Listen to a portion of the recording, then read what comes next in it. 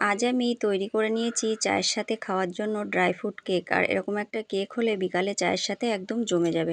আর cake ফুলে হবে double, cake হবে নরম তুলতুলে সফট স্পঞ্জি। হাতের কাছে যদি কোনো জিনিস না থাকে সেটাকেও ঘরে থাকা জিনিস দিয়ে কিভাবে ম্যানেজ করবেন সেটাও আমি খুঁটিনাটি টিপস আপনাদের দিয়ে দেব। তো নমস্কার বন্ধুরা, সরস্বতী কুকিং চ্যানেলে আপনাদের সবার স্বাগত। আজকে আমি তৈরি করব ড্রাই ফ্রুটস কেক, সুজির ড্রাই ফ্রুটস কেক। আপনারা চাইলে ময়দা দিয়েও এরকমভাবে সেম প্রসেসে কেক তৈরি করতে পারেন। তো দেখুন, এখানে আমি একটা মিক্সিং বোল নিয়ে নিয়েছি। এখন এই মিক্সিং বোলের ভিতর নিয়ে নেব আমি সাদা তেল। আপনারা চাইলে এখানে বাটারও ব্যবহার করতে পারেন। আর দিয়ে দিলাম চিনি। তো এখানে আপনারা চিনিটা গুঁড়ো করে নিতে পারেন। আর দিয়ে দেব আমি এখানে 50 গ্রাম মতন দই, টক দই। তাই এই টক দই যদি আপনাদের হাতের কাছে না থাকে, এক্ষেত্রে আপনারা কিন্তু এখানে সাইট্রিক অ্যাসিডও ব্যবহার করতে পারেন। তো সাইট্রিক অ্যাসিডটা সেক্ষেত্রে আপনারা যখন বেকিং সোডা, বেকিং পাউডার ব্যবহার করবেন সেই সময় সাইট্রিক অ্যাসিডটা ব্যবহার করবেন।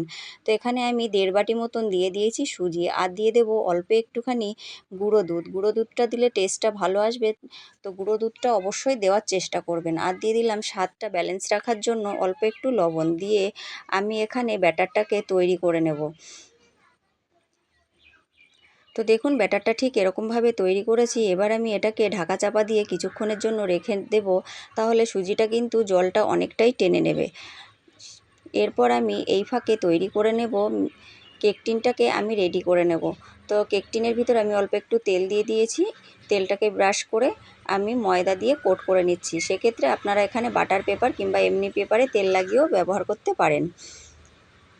তো দেখুন, এই যে আমি কেক টিনটাকে তৈরি করে নিয়েছি। আর এদিকে আমি এবার এর ঢাকা চাপাটা খুলে নেব। তো দেখুন, ঢাকা চাপাটা খুলে নিয়েছি। ব্যাটারটা ঠিক এরকম হয়ে গেছে, অনেকটা ঘন হয়ে গেছে। এখন আমি এর ভিতরে অল্প একটু জল দিয়ে ব্যাটারটাকে রেডি করে নেব। তো ব্যাটারটা তৈরি হয়ে গেছে। এখন আমি এর ভিতরে দিয়ে দেবো চেরি। তো বন্ধুরা, আপনাদের কাছে যদি চেরি না থাকে যে কোনো ড্রাই ফ্রুট দিতে পারেন কিংবা কিশমিশও দিতে পারেন। আমি এখানে দিয়ে দিচ্ছি অল্প একটু অরেঞ্জ অ্যাসেন্স। আপনাদের কাছে অরেঞ্জ অ্যাসেন্স না থাকলে যে কোনো ফ্লেভার ব্যবহার করলেই হবে। ভ্যানিলা অ্যাসেন্স কিংবা যে কোনো অ্যাসেন্স আপনি ব্যবহার করতে পারেন। এরপর আমি দিয়ে দিলাম হাফ চামচ বেকিং পাউডার আর অল্প একটু বেকিং সোডা। তো আপনারা এখানে বেকিং পাউডার, বেকিং সোডার বদলে ইনোও কিন্তু ব্যবহার করতে পারেন। সেক্ষেত্রে স্বাদের কিন্তু কোনো ডিফারেন্স হবে না। তো দেখুন, এরপর আমি কেক টিনের ভিতর ব্যাটারটাকে ঢেলে দেব।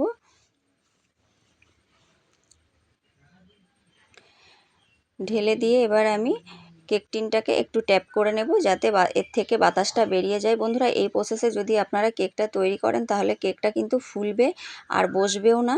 কেকটা সুন্দর স্পঞ্জি সফট তৈরি হবে। এরপর আমি উপর থেকে একটু চেরি দিয়ে দিয়েছি দেখার সৌন্দর্যের জন্য।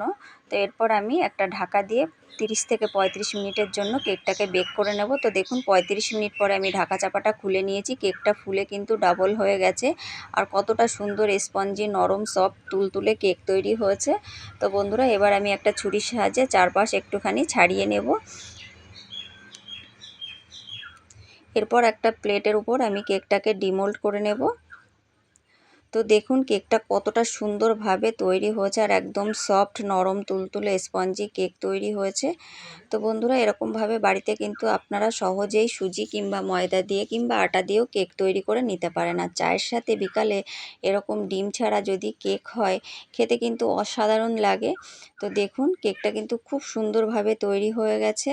তো বাড়িতে এরকমভাবে একবার কেক তৈরি করে দেখতে পারেন। আর রেসিপি যদি ভালো লাগে তাহলে লাইক, কমেন্ট, শেয়ার করবেন। আর প্লিজ চ্যানেলটিকে সাবস্ক্রাইব করে আমার পাশে থাকবেন। ভালো থাকবেন, সুস্থ থাকবেন। ধন্যবাদ।